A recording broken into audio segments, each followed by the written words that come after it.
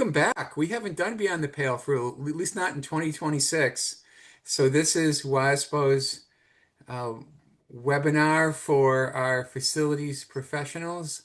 Good to see everybody. Thanks for joining us this morning. We have one of our two usual hosts is with us. So unfortunately, Joe Ledvina from Lacrosse. Joe is a little under the weather, so we gave him the morning off. I picture Joe like he probably has like Chicago Bears pillow covers and a Chicago Bears blanket and a Chicago Chicago Bears like plastic drinking mug on his nightstand next to a Chicago Bears lampshade. So Next to we're a box of Kleenex for when they lose this weekend. that's right. That's right. That's right. What are you doing Saturday night, right? So anyway, we gave Joe the morning off, but we still have our usual co-host Jeremiah Johnson from Muskego, Norway, and certainly not from Aquanico, definitely from Muskego. And Jeremiah, we got a great topic on disaster recovery, and you've got a special guest, the two Kevins from Tosa, from Wauwatosa School District. So thanks for joining us, guys. Jeremiah, good morning. How are you? Yeah, good. Good morning. It's nice coming off the break, and sorry that Joe can't join and we couldn't banter about the matchup this weekend with Packers Bears, but He's we he's so he's avoiding you. He's clearly yeah. avoiding you. He doesn't want Nice. to deal with it. So we're going to talk all things disaster restoration this morning, and as noted, Kevin and Kevin are on, and they've said it'd be easiest if we referred to them as good Kevin and bad Kevin, the yin yang of the Wauwatosa School District. So I can prompt them as to which Kevin we want to talk when we ask questions. So thank There you you guys for that. go. Kevin, well, okay, I'll start. Good Kevin, how long have you been in Tosa? Where were you before, and what led you to your current role?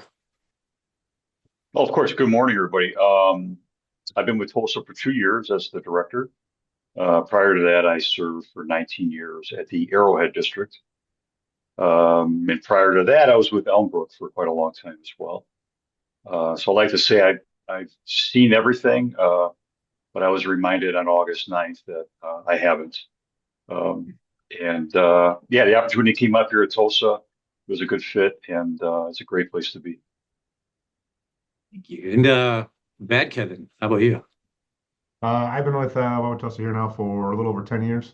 Started on our grounds crew, did that for about 7 or so years, and then slowly moved my way up into this role and been in this position now for coming up on 2 years.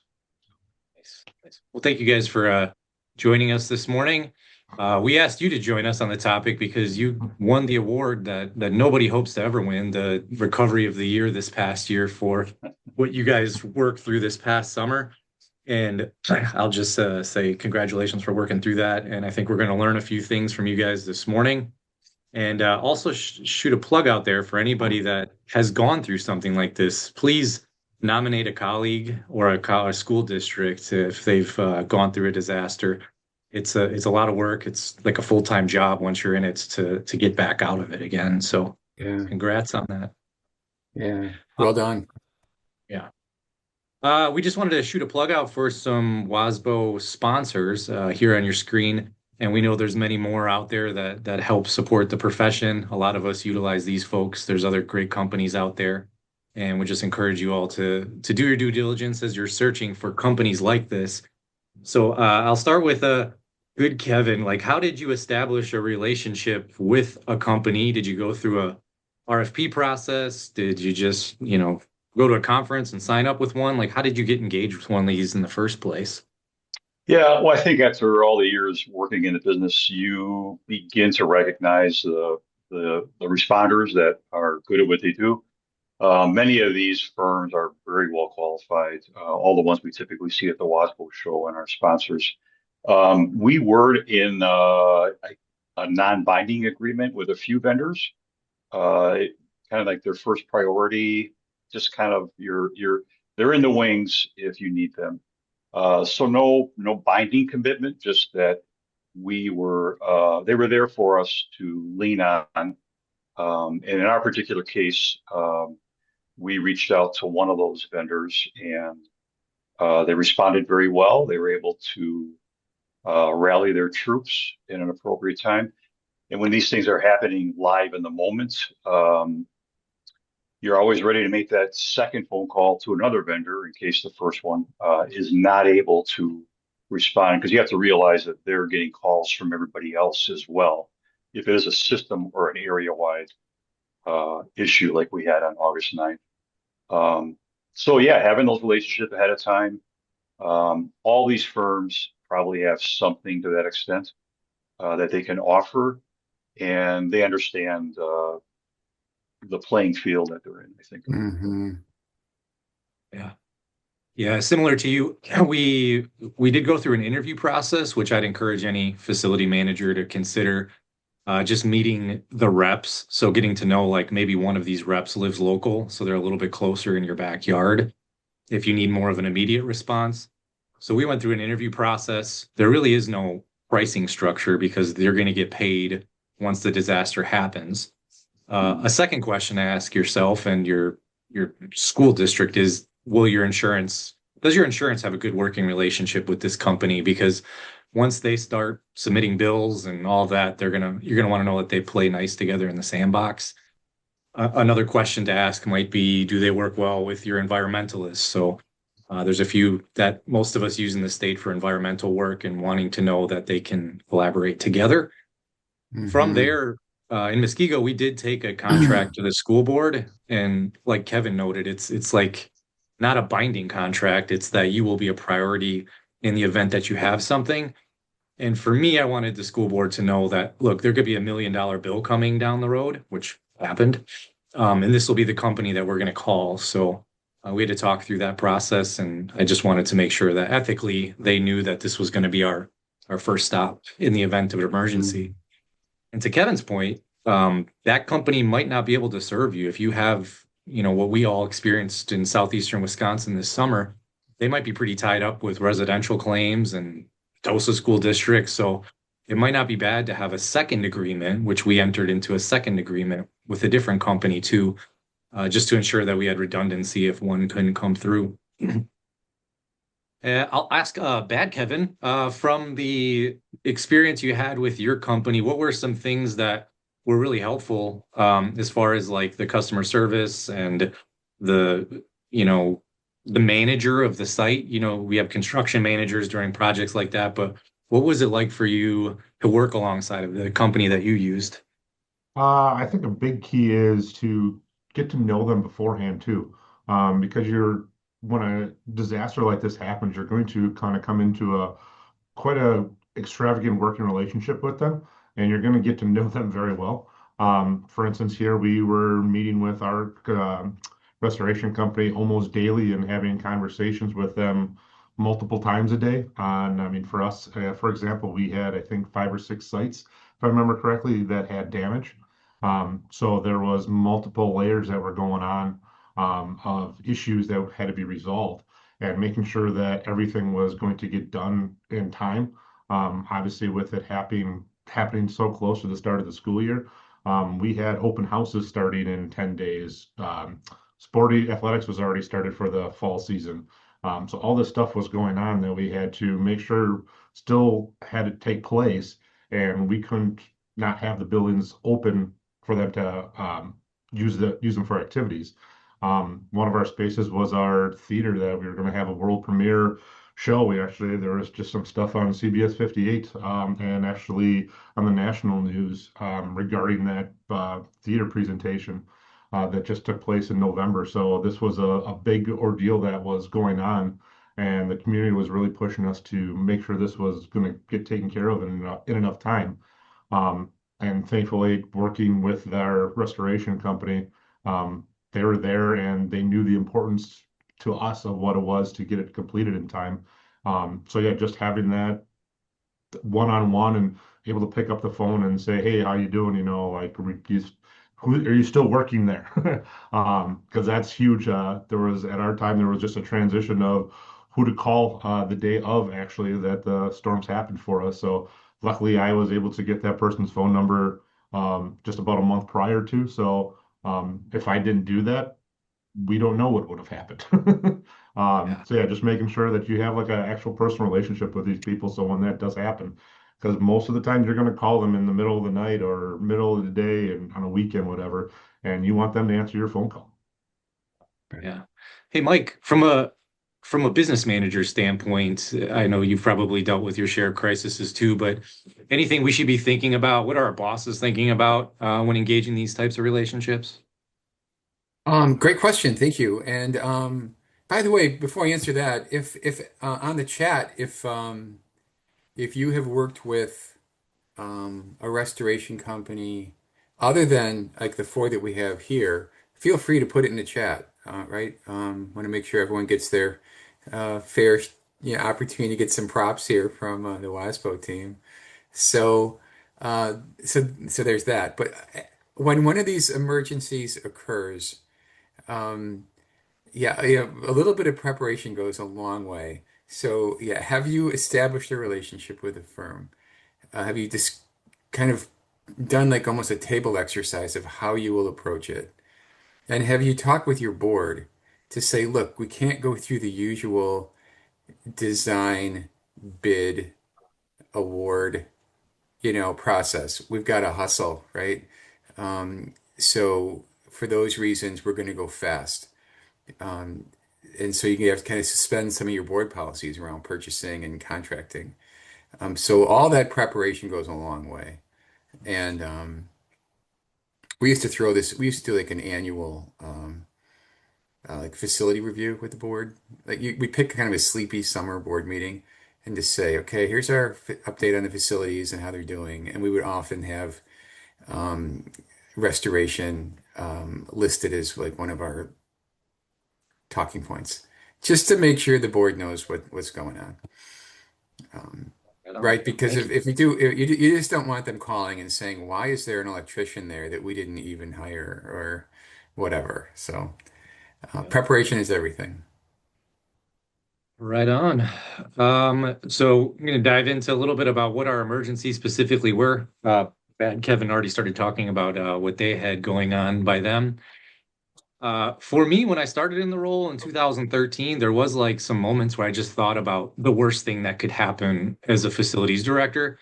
And, we have our day-to-day stuff, but like, what if something absolutely out of the ordinary happens is really what got my mind thinking about this stuff. And so thankfully we did because these aren't done common. This isn't like, once in a career type things. For me, we've had like six like things in the last decade. So I think it's prudent to be Wow. prepared for something. So just rattling off a few, we had a roofer doing a roofing project, and when they were shearing off the old built up roof, they were shearing off the pins that held up the ceiling in our cafeteria and in our kitchen. The cafeteria was kind of like an easy fix, but the kitchen had to be disinfected because all of the appliances were covered in, dust and soot. So that was no fun. We had a new construction first year in operations school where some great stuff, the spray ripped onto a PVC pipe, which I've since learned is like a reactive thing. So that actually ate a hole in the PVC pipe, and you see a nice healthy flood there. Um, Oof. I know one of our $1 million claims, and I say one because Mhm. we had two, came in the upper right where we had a sewer ejector pump got plugged up and essentially burst through the asphalt. So we had geysers going through our asphalt, and that was a almost a full year project to get a whole new plumbing line put in, and we had to decommission some areas of our school. And the last one I'll share is in the bottom right, we put in LED light tubes like the rest of us did, and we may have bought some faulty ones, still in litigation, so I won't talk about it much, but we had a fire at one of our elementary schools. And it's a sobering call when you get a call from like a head custodian that, usually are calling about a door found open. And first thing he said is, we have a fire. It's a real fire. And he hung up, told me where it was. And as I pull up to the school surrounded in fire trucks, like life changed really quick. So always good to have, and I've used different contractors on all of these, and they were all unique experiences to themselves. Uh, Good, Kevin. Why don't you lay the land for what August Well, looked like for you? Hey, good Kevin, can I jump in for a second? Please. Yeah, of course. In the chat, um,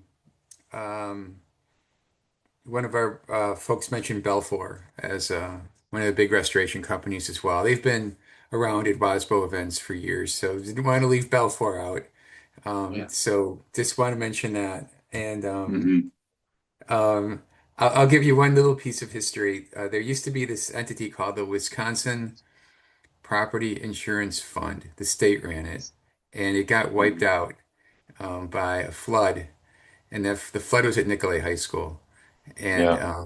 if you ever want to if you want to create a textbook to show civil engineers what not to do, look sometime at the placement of Nicolay High School if you ever happen to drive by there. It's right off of maybe it's off of 45, I think, Highway 45. 43. Anyway, it's a 43. Yeah. Yeah. 43, thank you.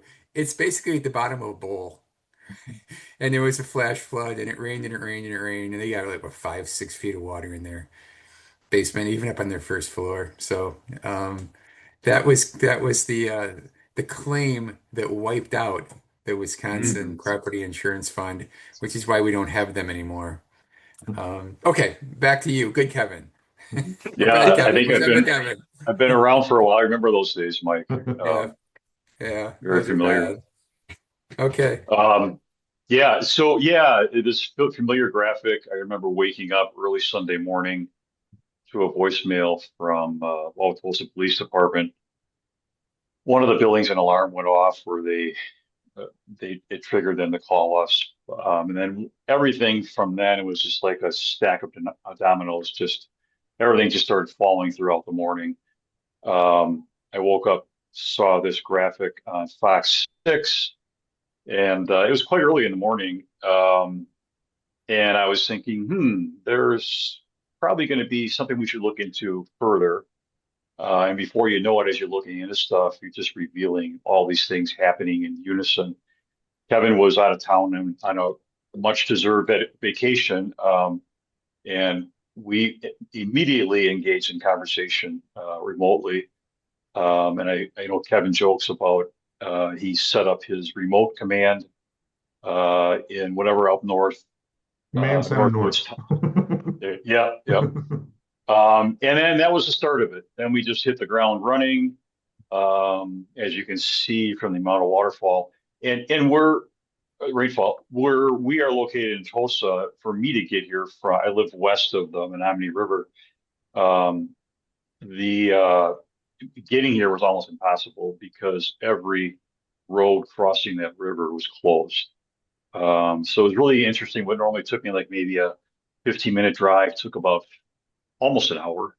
Um, but in a way, it was okay because we're making phone calls in our car, we're discussing about stuff and getting calls from other people. And I remember I was reflecting on this day. I remember, you get the call about one particular building having a problem, and you're like, I get that. This building has vulnerabilities. I mean, all of our facilities have some vulnerabilities when things are taken to the extreme. Um, and then you get another call about another building. You go, yeah, I get that. That makes sense on this kind of rainfall. And then you get a call about a brand new building, was relatively 3 years old. And you're hearing that there's a waterfall coming down into the classrooms on a three-story, 3-year-old building. And that's the thing you're not expecting because you're going, I don't understand why that would happen in a new building. So what I learned from that is uh, expect anything, and don't be surprised. But that was my recollection to this day. And I know, Kevin, you probably could speak more to the 47 alarm calls you received. Yeah.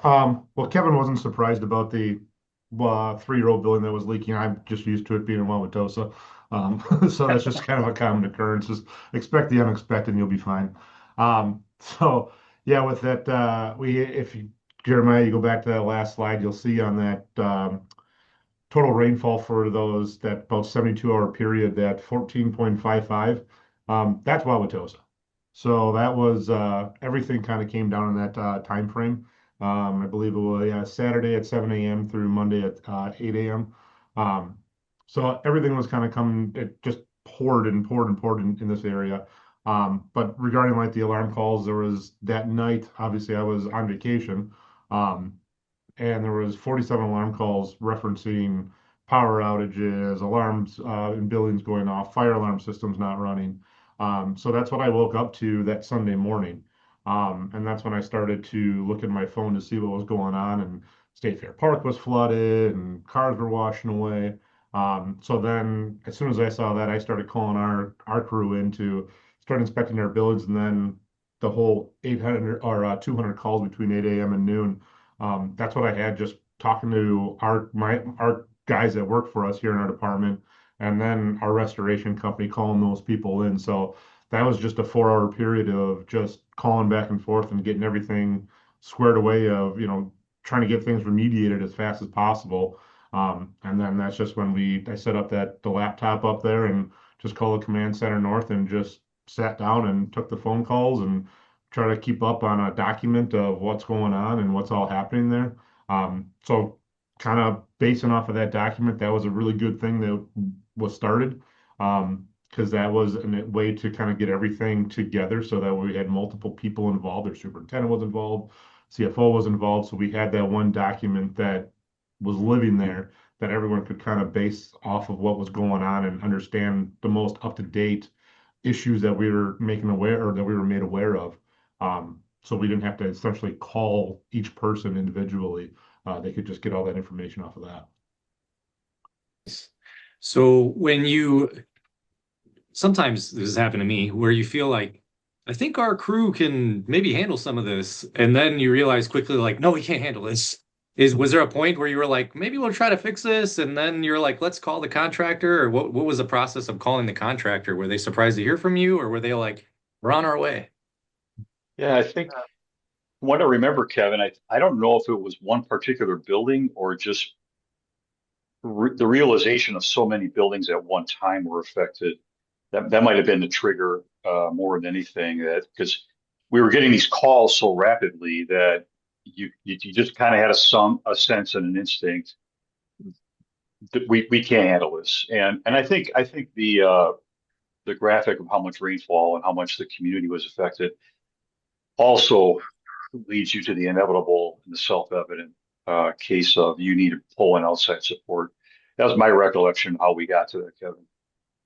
Yeah, I mean, it was at the first onset, the top right picture here in this slide, that was the new school that Yeah. rain was pouring in from the roof. A pipe disconnected from the roof drain, and so it was just all coming in through the roof drain, but not going into the pipe. So at that point in time, I thought, okay, we can maybe be able to handle this one and figure out what the issue is or handle this one in-house. But then it actually started raining again a few hours later after while they were there cleaning up, and then that's when they saw the rain coming in through the ceiling. That was kind of my point of like, okay, there's something more here. And then once we found out about West High School, which is the bottom right picture there, and Whitman Middle School had, I think it was almost a foot of water in it, then I knew it was just too much for us to handle. If we have a really good group of guys, so I knew that for the most part they'd be able to handle the building.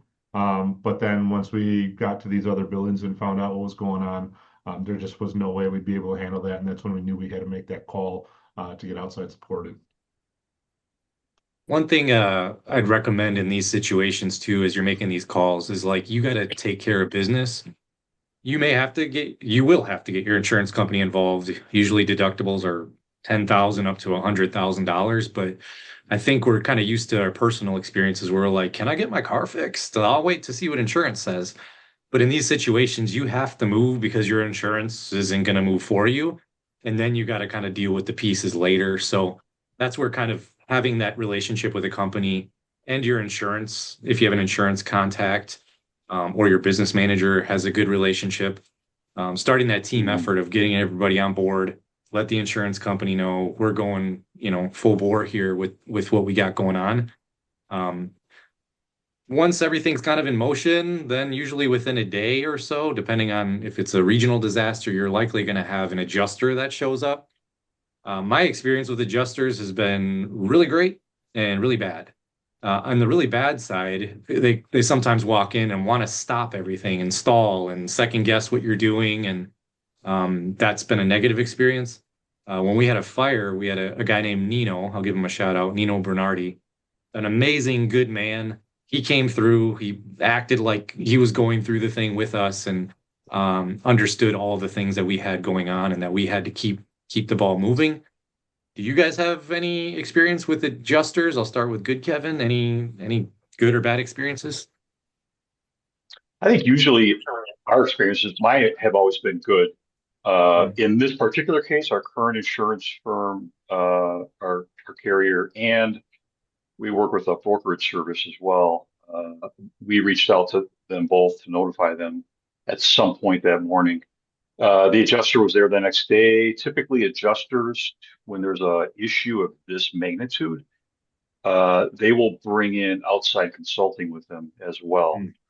mm, So in this case, our adjuster brought a firm in that is an expert and well versed in looking at water loss situations and mm. helping you or helping everybody else validate and the restoration company validate their opinion about how to correct a certain problem. And I truly believe that your experience with adjusters, as with anybody in any profession, respect deserves respect and gets respect. And by that, I mean, it was important to me to be present when that adjuster was there. It was important to me for the restoration contractor to be there, and to have all the information I could provide. And I think that respect towards the adjuster and what they're trying to do, it gives them a ton of information, helps them process things, and I think it gives you a little. It validates your legitimacy for what you're doing in that current moment. And that makes the whole process go smoother, I think. And this is an example of that, I believe. Mike, anything from a business manager's standpoint, any reflections you had from working with insurance companies, good, bad, or indifferent? I'm, yeah, I'm happy to say I didn't have to do one of these major calamity claims. Um, but um, yeah, I guess I just got lucky, right? Um, Yeah. usually and the reason I'm hesitant, the relationship with the business office is typically the the sales team, like at Travelers or whatever your big property insurance carrier is. Your financial folks typically don't ever meet the adjusters, the guys who are going to come out and the guys who could either make your project go well or go poorly. So I'm kind of learning here listening to you guys. Oh, right on. All right. Bad Kevin, you had mentioned the water being insurmountable, and we think about, just running in. Most of us as facility folks want to run into a situation and start tackling things. But a lot of the water we've seen in your images is it's gray water. We don't want our people trudging through that even without proper PPE and stuff. Do you work with an environmentalist on your project to help guide and steer the process? Yeah, so that's actually one of our first calls as well, right after the restoration company, was to get these guys on board and get them out there as soon as possible too. Because as water is getting cleaned up, then you have to have everything dry out. Once it's dried out, then you have to start removing this material, depending if it needs to be or not. And that's where this environmentalist will come in there and really help you to know what needs to be abated if there is some sort of hazardous material is damaged and needs to be removed. We had some 9x9 floor tile. We had some plaster that was hot in some rooms and areas. Just ceiling tiles were hot that was coming down. So just getting those people on board as well too. And if you have a good relationship with your environmentalist, they already know and have your schools mapped out of where those areas are that are hot. So they'll be able to come in and really figure this out pretty quick for you, hopefully. And then having them also come in and do moisture mapping. So you can really find out where this water well hit. Um, for instance, on one of our property or one of our buildings, it was across the hallway. We had damage in cabinetry from where the water was coming in because it made its way across there. Never would have thought that originally, but without that, we never would have known. So luckily, we were able to get it all dried out. We didn't have to replace it, but to have them on board and to have those people have their phone numbers in your phone right next to your restoration companies is key too, because you don't want any of your staff going in there and touching any of this material or any of this construction style wall material or anything coming down, and they're not protected from it. So you want to have that a company come in and do it properly. Yeah. One note, just like you had the moisture mapping, it was pretty fascinating. When we had this fire, there was a part of me, it was a fire inside of a right near a doorway. It was in a light fixture. It dropped down onto a salt container where we had salt for salting sidewalks and stuff. And so it burned the carpet and it burned that. And so I thought to myself, like, well, how bad can this be? Well, the school is 140,000 square feet. And when we brought the environmentalists in, they brought in these little they're like Tux medicated pads, and they swabbed every surface of the school. And to the furthest end of the school, we found soot. And so my initial thought of, oh, this is all right, superintendent, I think we can open up tomorrow, went to like, holy cow, every piece of furniture needs to be wiped down in the school. So to your point, having somebody that can come in and do that is cool. And at the end of the project, they went and did those swabs again, and they were able to prove that, look, everything's clean and good to be reoccupied. To my initial point, when that fire first happened, I showed up to the school. Our operations manager is a firefighter by trade, so he's in there doing what he's doing. And so I ran in thinking like I'm going to help and start, opening up the school. Well, within like a minute, like my throat was killing me and I was breathing in whatever was just residue in the air. So I'd caution all of us to maybe even wait until the environmentalist shows up and gives us the clear to go in the building, if at all possible. There's things that we might be able to do through our HVAC controls or our BAS systems to shut down systems to try to preserve the school building. But I'd recommend just staying clear of it, making sure your custodians stay out of these brown water situations or fire situations, which is actually counterintuitive to most of us when we're faced with it. Right. Good I point. think having your environmentalist there too when your adjuster walks through as well is also a good thing. So that way your adjuster can see what actually is all hazardous material in the buildings as well. Yeah. Correct. And to the earlier point about it, working with an insurance adjuster, I forgot to mention our environmental contractor was present when the adjuster showed up, which adds another layer of validity and professionalism to the whole process. And ultimately, at when I look at these incidents as they begin and unfold, my mind automatically goes to 6 months from now when you're getting that phone call, something smells funny in my classroom, right? Hey. Yeah.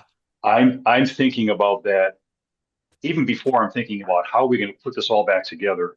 Yeah. And the reason I mention that is cost is an issue, but having the experts there, uh, taking the time to do the best practices of having a hygienist there and doing moisture mapping and air samples, it is going to pay off months and years from now because you have that documentation that shows you had due diligence and did everything according to best practices. And I believe the adjusters appreciate that as well. Yeah. Hey, Jeremiah, can I jump in Yeah. Yeah. well, first, I just want to follow up on Kevin's point. Yeah, the days of saying to the staff, well, trust me, we did it right. That Yeah. doesn't work.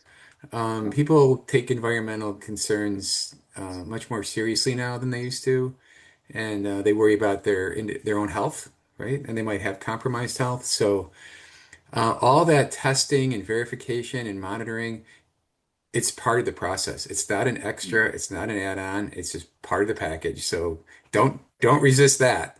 Okay, so I've been monitoring the chat. I got a couple of things I want to throw in. I got to do a commercial. So I wanted to thank Elaine, who works at Paul Davies, actually put in a link to the Nicolay High School flood story, which is now about 15 years old. But thank you for that.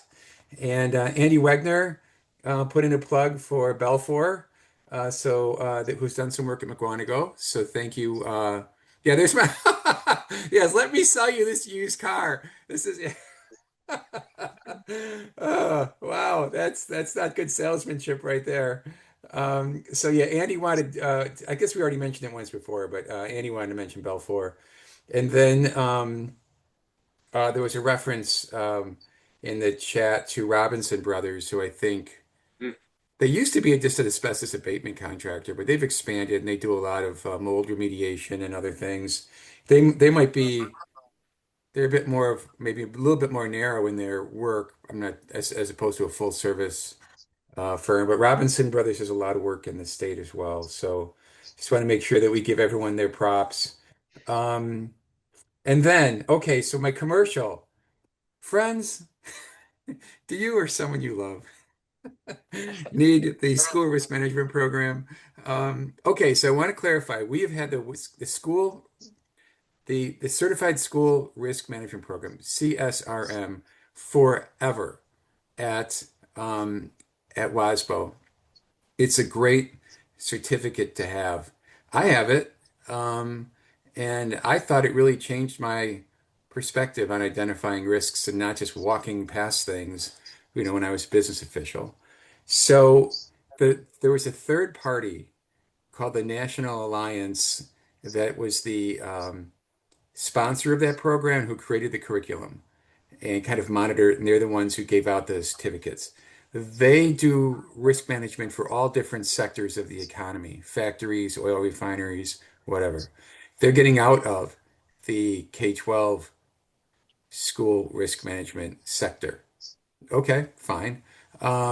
We didn't want the program to go away, so we just took it and created the Wisconsin School Risk Management Program. It's basically the very similar curriculum, except we've narrowed it more to be more K-12 and more Wisconsin-y. And we don't really have to talk about hurricanes, if you know what I mean.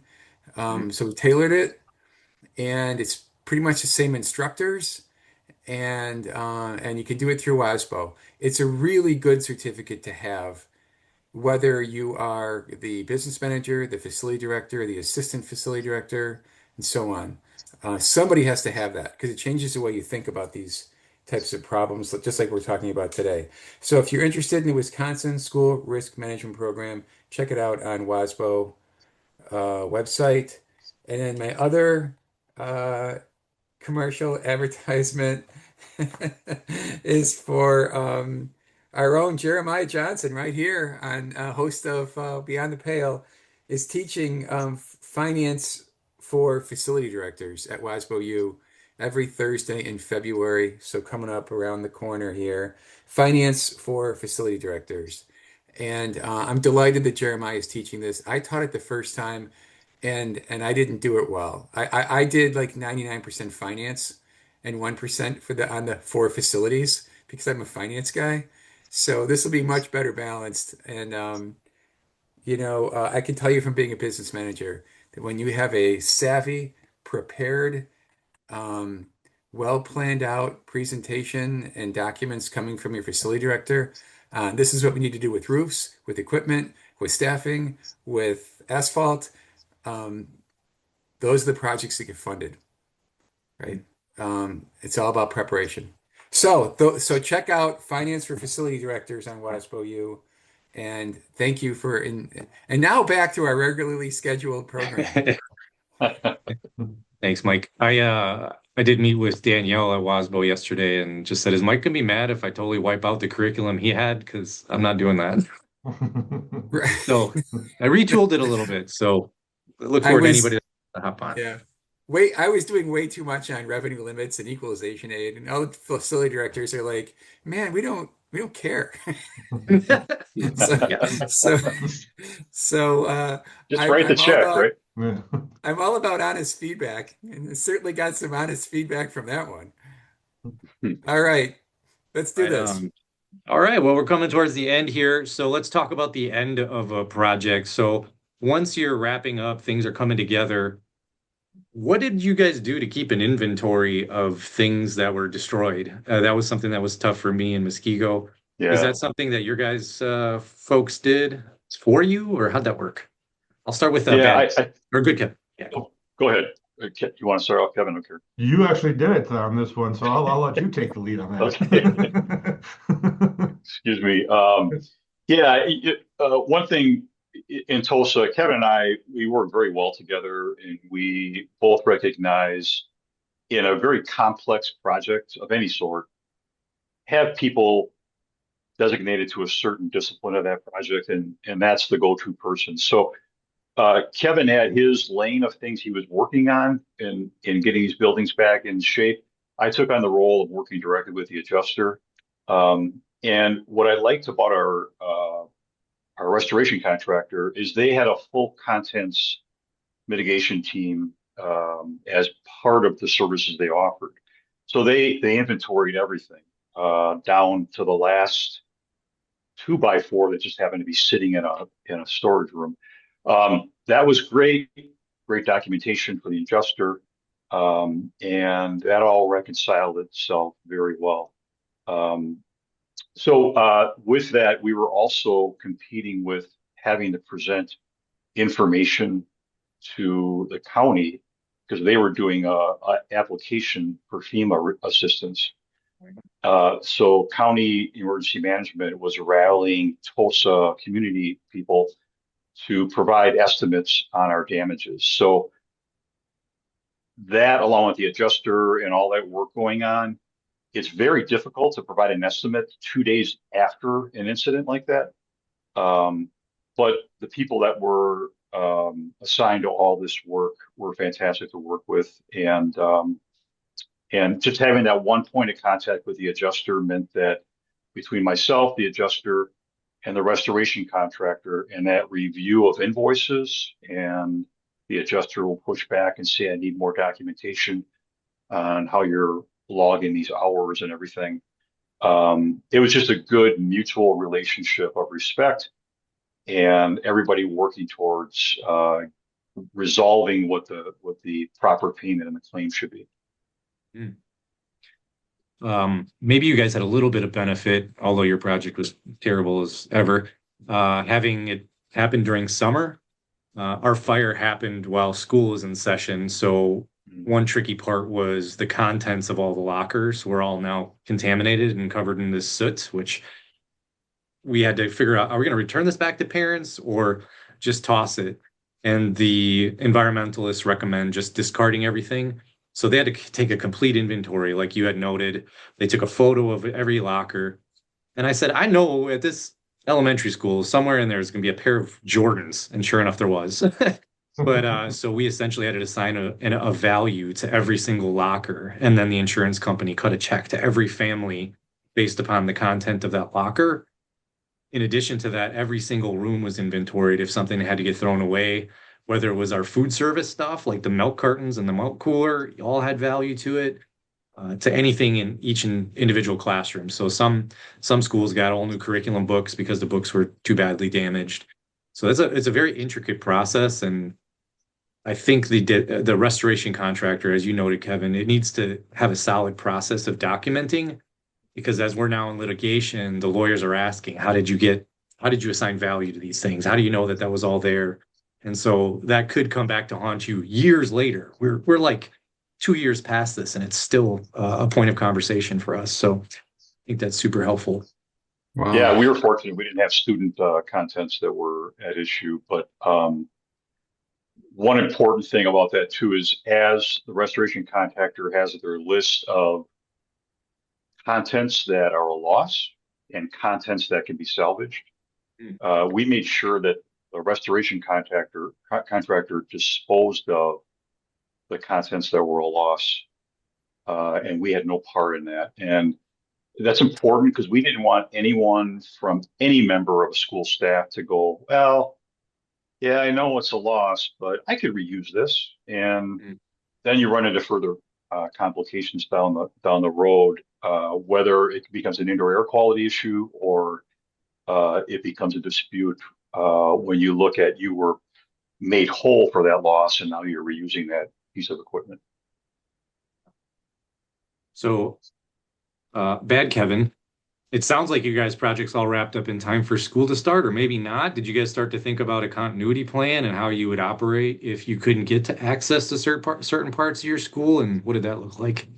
So for the most part, we were fully operational for the start of school. There were a handful of areas that had some stuff that had to get done after school started. We had one library in one school. We were able to have mobile library in the school for a couple weeks while we were waiting for carpet to get ordered because, of course, it wasn't a stock item.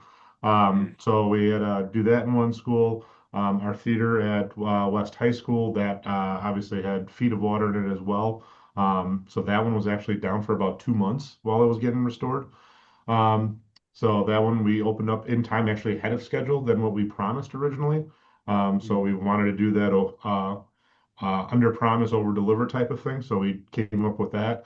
And then we had one other school where we couldn't get more carpet in time, but we were able to get um, some carpet installed just to get us by through the first couple months of school. So we actually replaced it over the Thanksgiving break.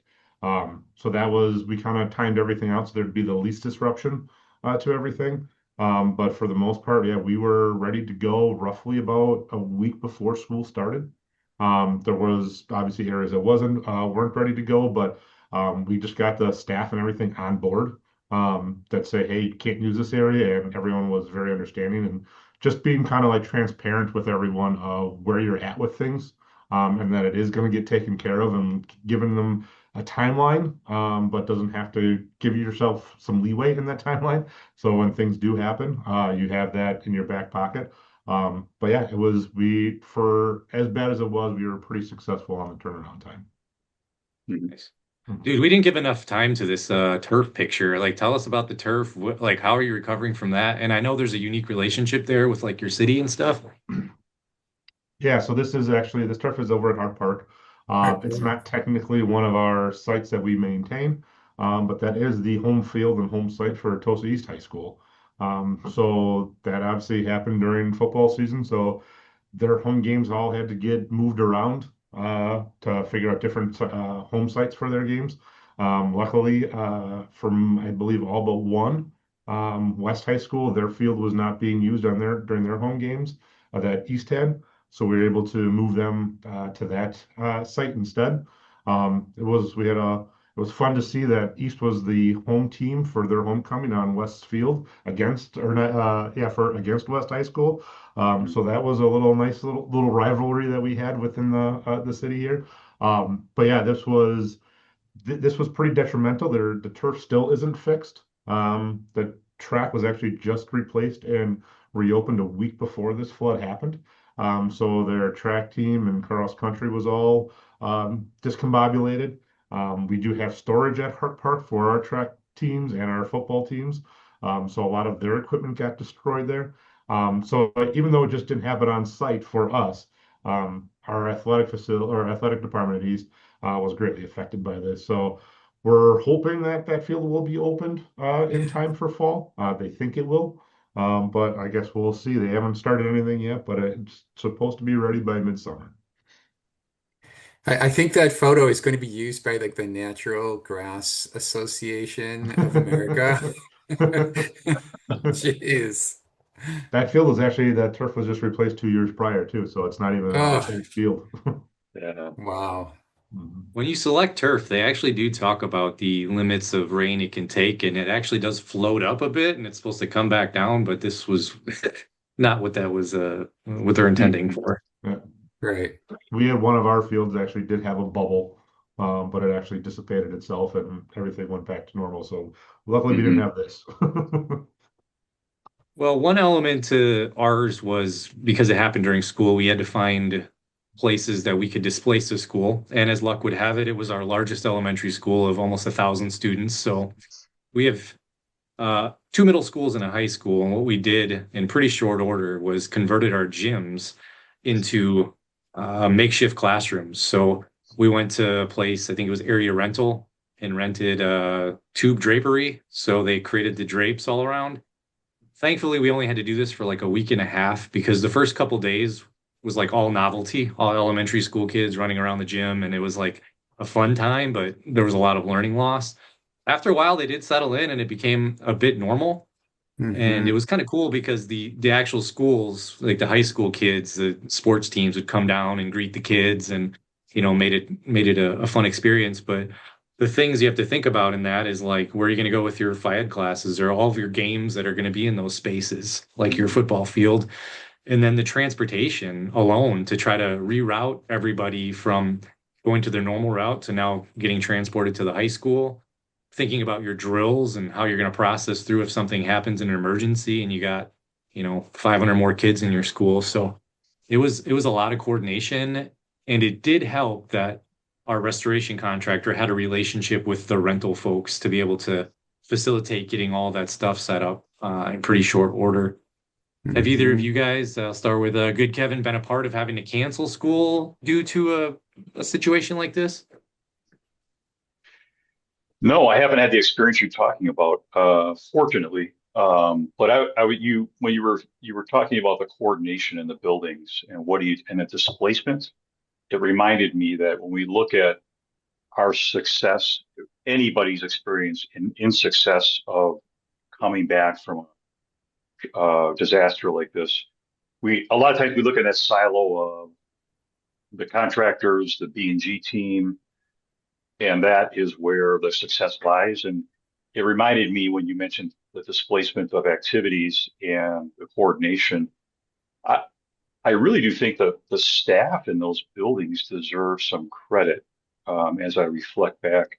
Without their cooperation, without the building principals understanding, they're affected by any of these issues. They're affected from the onset until they are back in their place of their classroom or where they do their work. Um, and with that, we're asking them to, give us a little more time. Can you please pivot and adjust and change your expectations? And then can you come in on a Saturday and put your classroom back together because Right. we have school on Monday? So I'm glad you mentioned that, Jeremiah, because I think a lot of times we forget to mention that, and that it was really a team effort for the people in those buildings and what they did to support us. Yeah, right on. No one likes to Is see there, Mike, my name pop oh, up go on ahead. their phone outside of normal working hours, I can tell you that. I was thinking, guys, that now after COVID and after learning how to teach virtually, if the solution wouldn't be, okay, that school's going to go virtual for a few days. And I wonder, like at your administrative team meetings, have you ever talked with the instructional side to say, do you guys have a plan if we have to go virtual for like 2 days or 3 days for this school or that school? It'd be interesting risk management exercise to kind of plan that out. Yeah. That is a great point. Yeah. Yeah. Yeah, for us, we were coming out of COVID when our fire happened, and when we said virtual, everybody was like, "No, we don't want to do that again." Right. But I think Yeah. if we Yeah. had Right. to, we could. Yeah, I think short term it could be a useful tool. Mhm. Yeah. Mike, anything in the chat before we conclude here? Um, Just one I wanted to mention, just to show that our brilliant commercial design work, like Mad Men has got nothing on us. As soon as we mentioned WSRM, Kimberly Worden wrote it and said, "I signed up for WSRM." She's excited to start. So there you go. Nice, nice. No, I think we're right up against time, so I just want to say I learned a few things. Mostly that disasters aren't once every 20 years. Jeremiah, you said you've had six. So Yeah. that was a takeaway for me. And I really enjoyed the discussion. Yeah, right on. So I think for anybody, if you're going to just start from scratch right now, maybe you're new or maybe this is like causing you to itch. All of those folks we talked about in the beginning would love your business. Like, you reach out to a few of them. They'll come out to your district. They'll survey your sites. They might even make maps for you for free. Mhm. Utilize those and get in front of your school board so they know that you might be calling them in the case of an emergency. And to one of Kevin's points, keep in contact with them on an annual basis, whether it's getting together for lunch or having them pop out and do a professional development with your staff. They can talk about some really interesting things to help your staff better understand the complexity of all this stuff. And to the credit of the Kevins here, two of the most brilliant facility leaders in the state, you guys did a whole lot. You didn't have one school, you had many schools go down. So kudos to being able to get through this. And for all those on the call that have survived something like this, good job. And we hope to see you all again. We've been doing this monthly. I forget what our next topic's going to be, but it'll be good. So thank you all. There you go. Thanks, Kevin. Thank you. Thank you. All right, guys. Take care. All right, we're out. Thank you. Okay.